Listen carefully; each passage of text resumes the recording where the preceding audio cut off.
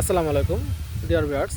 আমি গতকাল কচুরিপানার ইংরেজি নিয়ে একটি প্রতিবেদন করেছিলাম আমার ইউটিউব চ্যানেল এবং ফেসবুকে। এটিতে আমি বিভিন্ন ধরনের মতামত পেয়েছিলাম। কেউ বলেছিল যে ওয়াটার প্লান্ট, কেউ বলছে ওয়াটার হায়াসিন্থ। আসলে আজকে এর পার্থক্যটা নিয়ে আমি আলোচনা করতেছি। দেখুন, ওয়াটার প্লান্ট এবং ওয়াটার হায়াসিন্থের মধ্যে বিশাল পার্থক্য রয়েছে। আমার যারা কচুরিপানার ইংরেজি ওয়াটার প্লান্ট বলেছি তারা ভালো করে শুনে রাখি। ওয়াটার প্লান্ট বলতে সেই সকল উদ্ভিদকে বোঝা হয় যেগুলো পানির মধ্যে জন্ম বিস্তার করে। এগুলো কলমি শাখা হতে পারে, পদ্মফুল হতে পারে, অর্থাৎ এরা পানির মধ্যে বংশ বিস্তার করে এবং এরা বিভিন্ন উদ্ভিদ যে পানিতে প্রাণীগুলো থাকে তাদের আবাসস্থলের সুবিধা হিসেবে বিবেচিত হয়।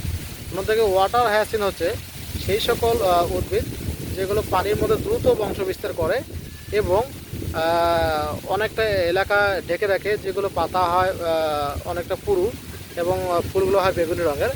সেক্ষেত্রে কচুরিপানা ইংরেজি আমরা ওয়াটার প্লান্ট বললে ভুল হিসেবে বিবেচিত হতে পারে।